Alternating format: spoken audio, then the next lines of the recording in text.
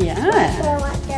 So one of the things that really stood out for me when I had my kids was all the toxins and all the chemicals in all the cleaning products that I was using around the home. So the one natural swap that I've made since having these two little monkeys, let's do some cleaning, is the switch to natural cleaning products. So not only do I know that what's going on their skin, what's going on the surfaces that they're playing off and eating off is safe, they're also refillable and reusable. So we're reducing the plastic in the home, which is also really important to us.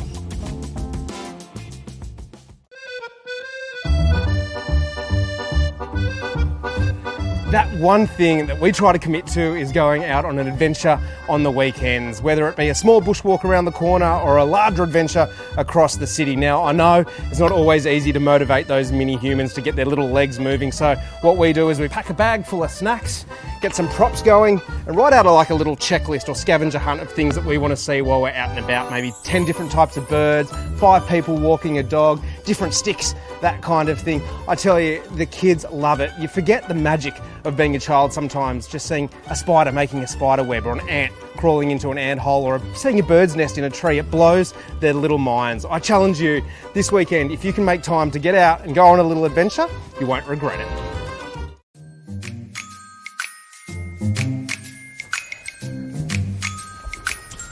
That one thing I like to tell families is that less is more. Now, it couldn't be more true than when it comes down to your kids' toys. I know you're all nodding in agreement right now. What happens? We go out, we want to collect things, we buy cheap items, and we end up with a whole lot of plastic clutter. What I like to tell people is think of quality. Opt for things that are going to have forever use, that you can hand down from child to child. You'll find that when you do this with your kids, they will be more creative, they will thrive, and your whole family will be so much happier this way.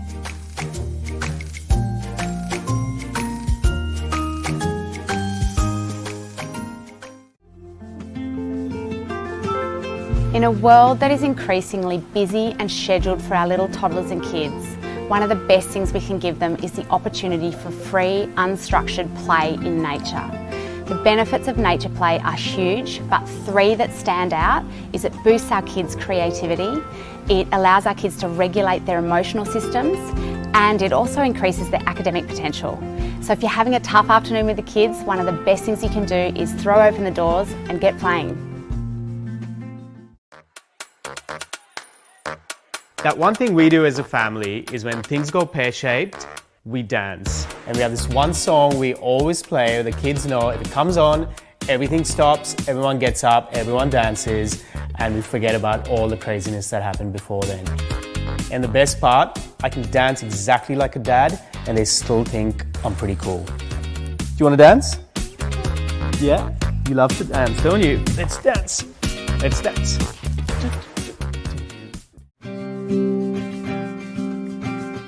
The one thing that I love telling families is the freezer is your friend. And there are 3 reasons why. The first one is that there are so many amazing, healthy options now available in the freezer department, and it's not just ice cream or pizza, which you might traditionally think of it as. Secondly, it's great for storing meals that you might have batch cooked so that you always have something on hand when you're short of time. And finally, and this one's something that people don't tend to know, but actually many of the frozen fruit and vegetables are often higher in nutrients than the stuff that you can find on the shelf because they are picked at the farm and then they go directly to be packaged and straight into the freezer.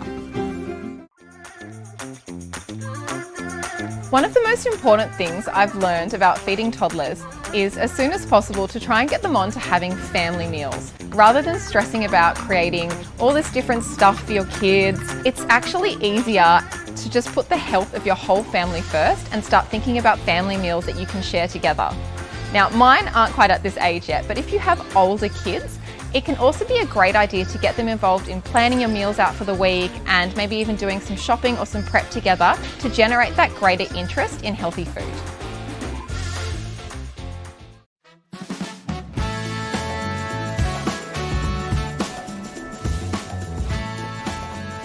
The one thing I've changed since having kids is making sure that I get out of the house and into nature to exercise.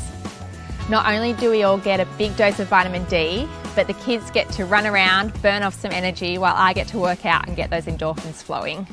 Really important tip is to make sure that you take some time to ground yourself afterwards. Not only helps to calm your energy, but hopefully calm your little one's energy too.